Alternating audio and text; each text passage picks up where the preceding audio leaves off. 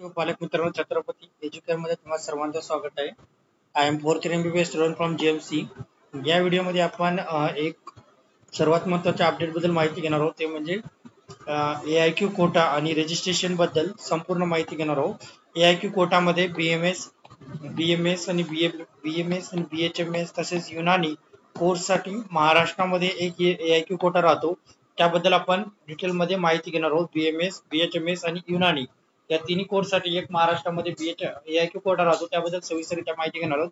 त्या सर्वप्रथम आमच्या चॅनलवर नवीन जर असेल तर आमच्या चॅनलला सबस्क्राईब करा. आमच्या चॅनलमध्ये महाराष्ट्रातील MBBS, BHMS, BVSC, BMS, physiotherapy, BSc nursing तसेच बी फार्मसी तसेच सेंट्रलची MCC veterinary counselling of India या सर्वांबद्दल व्यवस्थित माहिती पुरवली जाते. त्यामुळे जर चॅनल नवीन असाल तर चॅनलला नक्की सबस्क्राईब करा. आता सर्वात प्रथम जर बोलायचं झालं तर जे AIQ कोटा असतो काय महाराष्ट्रामध्ये BMS, BHMS साठी, तर बघा महाराष्ट्रामधील जेवढे काही प्रायव्हेट BMS, BHMS चे तसेच युनानी कोर्सचे जेवढे काही प्रायव्हेट कॉलेज आहेत ना, त्यांच्यासाठी महाराष्ट्र गव्हर्नमेंटने एक वेगळा कोटा काढलेला आहे. त्याला म्हणतात AIQ कोटा आणि 15% कोटा असं पण आपण त्याला गृहीत धरला जातो. तर फक्त प्रायव्हेट कॉलेज याच्यामध्ये इन्व्हॉल्ड राहतात, गव्हर्नमेंट नसतात. तर यामध्ये काय आपल्या महाराष्ट्राच्या MHCIT वरच एक वेगळी वेबसाईट आहे, त्याच्यामध्ये याचं प्रोसेस पूर्णपणे होते. तर याच्यामधल्या पूर्ण प्रायव्हेट कॉलेजच्या 15% सीट जे आहे की भरल्या जातात. याच्यामध्ये जे आहे का महाराष्ट्रातले कॅन्डिडेट तसंच इतर राज्यातले कॅन्डिडेट पण अदर स्टेटचे जे कॅन्डिडेट आहेत का ते पण याच्यासाठी रजिस्ट्रेशन करू शकतात. याचा थोडाफार कट ऑफ कमी पण जातो. 15% सीट असतात तर बऱ्याच विद्यार्थ्यांना माहित नसतं, त्यामुळे थोडाफार कट ऑफ याचा कमी जातो. आपली जी स्टेटची काउन्सिलिंग राहते त्यापेक्षा थोडाफार कट ऑफ चांगला जातो. किंवा जर तुम्हाला चांगलं कॉलेज जर पाहिजे असेल, तुमचे मार्क थोडे कमी आहेत आणि तुम्हाला जर चांगली कॉलेजची अपेक्षा असेल तर तुम्ही याच्यामध्ये ट्राय करू शकता. हरकत नाही ट्राय करायला, कारण की याच्यामध्ये तुम्हाला चांगलं कॉलेज भेटू शकतं. चांगल्या सिटी मधलं जर तुम्हाला पाहिजे असेल, तुमचे मार्क थोडेफारच कमी येतं आणि इकडून जर तुम्ही स्टेट कोटामधून जर गेले, तुम्हाला जर बॅड सिटी मध्ये एखादं कॉलेज भेटत असेल, ते तुम्हाला आवडत नाही अशा सिटी मध्ये जर कॉलेज भेटत असेल, तुम्हाला जर एखाद्या चांगल्या सिटी सारखं जसं की तुम्हाला संभाजीनगरचं कॉलेज पाहिजे आणि तर ते तुम्हाला इथून भेटू शकतं. तुम्हाला BMS असो BHMS असो, तुम्हाला थोडे कमी फरक असतील तर तुम्ही ते ट्राय करायला हरकत नाही. आता याची रजिस्ट्रेशन प्रोसेसची नोटीस आलेली आहे, त्याच्याबद्दल आपण सविस्तररित्या माहिती करून घेऊया. कशा प्रकारे राहते तर बघा, याची नोटीस ही आहे. तर याच्यामध्ये तुम्ही बघू शकता, एक मिनिट, हे बघा आजच नोटीस आलेली आहे. 5 तारखे 26/8/2024 ला नोटीस आलेली आहे. तर यामध्ये बघू शकता तुम्ही कशा प्रकारे याचं रजिस्ट्रेशन वगैरे आहे. ते आयुर्वेदा होमिओपॅथिक कॉलेजची homeopathic Unani 15% all India quota चं रजिस्ट्रेशन 25/26 आहे. Process of registration online payment document uploading scanned original document हे सर्व व्यवस्थित आलेले आहे. तर याच्यामध्ये बघा ऑनलाईन रजिस्ट्रेशन करायचं कोणकोणते कोर्स आयुर्वेदिक होमिओपॅथिक युनानी याच्यामध्ये all India quota 15% seat only in private college in the website of www e MahaCET organisation. याची तारीख आहे 1/9 ते 5 तारखेपर्यंत तुम्ही त्याचं रजिस्ट्रेशन करू शकता. पेमेंट जे आहे रजिस्ट्रेशनची ते 2,000 आहे आणि सिक्युरिटी डिपॉझिट राहते ते 50,000. सिक्युरिटी डिपॉझिटचं कसे रूल आहे, तर कधी तुम्हाला रिफंड भेटणार, कधी जप्त केलं जाईल, याच्याबद्दल पण आपण थोडक्यात माहिती घेणार थोड्या वेळानंतर. त्याच्यानंतर ते तुम्हाला पेमेंट पण 5 तारखेपर्यंतच करून घ्यायचे आणि डॉक्युमेंट पण तुम्हाला 5 तारखेपर्यंत मध्यरात्री 9 पर्यंत अपलोड करायचे. त्याच्यानंतर तुमची प्रोव्हिजनल मेरिट लिस्ट 6 तारखेला येणार आहे.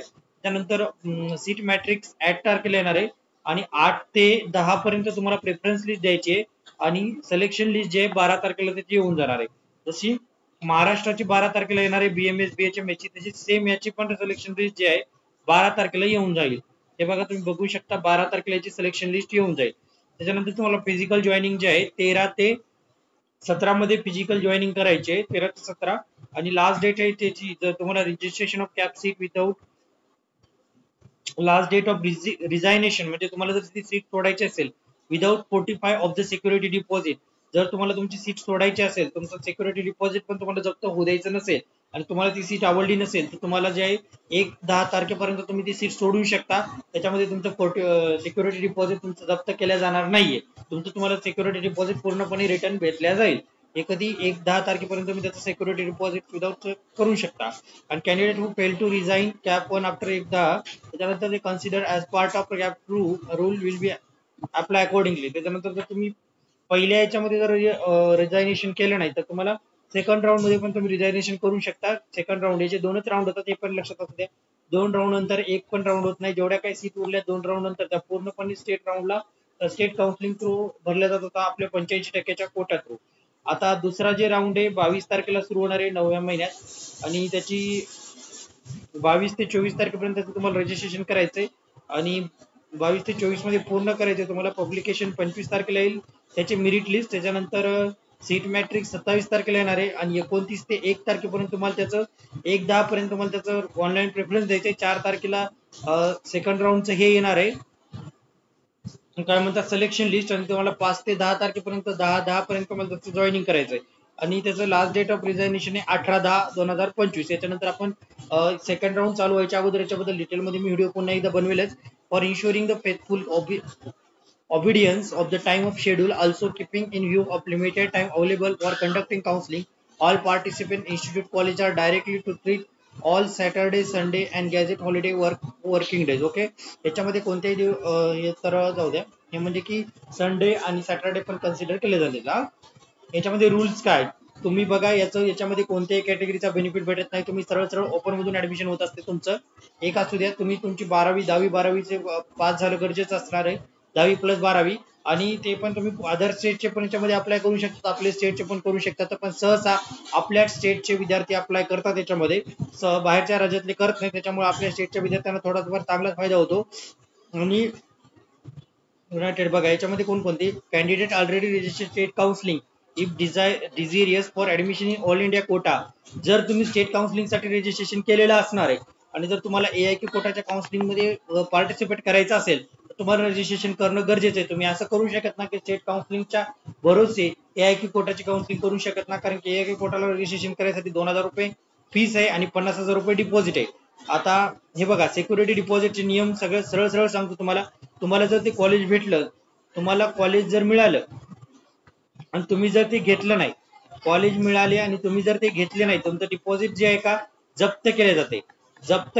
जर तुम्हाला कॉलेज मिळाले तर ते तुम्ही जर घेतलं नाही तर तुम्हाला जप्त केले जाते आणि तुम्हाला दोन्ही राऊंड मध्ये जर कॉलेज भेटलंच नाही तर ते तुमचं तुम्हाला डिपॉझिट 6 महिन्यानंतर रिटर्न केलं जाते.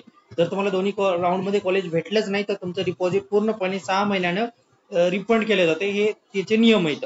आणि जर तुम्हाला कॉलेज मिळाले तुम्हाला ते कॉलेज घेणंच आहे, तुम्ही घेतलं नाही तर तुमचं डिपॉझिट जप्त केले जाते. आणि जर तुम्हाला कॉलेज मिळाले तुम्ही ते घेतले आणि तिथेच तुम्ही आपलं पुढचं शिक्षण कंटिन्यू केलं तर तुमचं तुम्हाला डिपॉझिट तरी पण रिटर्न भेटलं जाते. फक्त एकाच गोष्टीवर तुमचं डिपॉझिट रिटर्न भेटल्या जात नाही, ते म्हणजे तुम्हाला कॉलेज मिळालं आणि ते तुम्ही जर घेतलं नाही तेव्हाच तुमचं डिपॉझिट जप्त केलं जाते. अदरवाईज तुमचं डिपॉझिट तुम्हाला पूर्णपणे रिटर्न केले जाते. आता हे झालं थोडक्यात माहिती. Candidate who allotted in the both the state quota and will be बघा तुम्हाला जर दोन्हीकडे सीट मिळाली असेल स्टेट कोटा किंवा ऑल इंडिया कोटा तर तुम्हाला एकीकडे सीट कन्सिडर करावं लागेल, दोन्हीकडे तुम्ही ऍडमिशन घेऊ शकत नाही. एवढं पण लक्षात द्या. Candidate allotted join the all India quota round 2 can cancel their seat. तुम्ही तुमचं ऍडमिशन 18/10/2025 पर्यंत कॅन्सल करू शकता विथ 45 ऑफ सिक्युरिटी डिपॉझिट. तुमचं सिक्युरिटी डिपॉझिट मात्र जप्त केलं जाणार. After with that the cancellation will not be allowed under any circumstances. Candidate having joined status after 18/2 will be not be eligible for subsequent counselling process. Okay तुम्ही 18/10 नंतर जर तुम्ही joining केली असेल तर एलिजिबल नाही. तुम्ही स्टेट कोटा जर तुम्ही 18/10 नंतर जर जॉईनिंग केली असेल तर कोणत्या राऊंड साठी एलिजिबल नाही. जे दोनच राऊंड होतात एवढं पण लक्षात असू द्या. आणि याच्यामध्ये स्कॉलरशिप पण भेटते आपल्या महाराष्ट्राच्या विद्यार्थ्यांना, इतर राज्यातल्या विद्यार्थ्यांना भेटत नाही. पण महाराष्ट्राचे जर तुम्ही विद्यार्थी असाल तर तुम्हाला स्कॉलरशिप भेटण्याची सगळ्यात जास्त चान्सेस येतं. त्यामुळे जर तुम्हाला करायचं असेल तर रजिस्ट्रेशन करू शकता. याचा कट ऑफ थोडाफार कमी जातो. या व्हिडिओमध्ये एवढंच. व्हिडिओ आवडल्यास व्हिडिओला लाईक करा, चॅनलला सबस्क्राईब करा आणि जर तुम्हाला काही डाऊट असेल तर तुम्ही आमच्याशी संपर्क साधू शकता. धन्यवाद.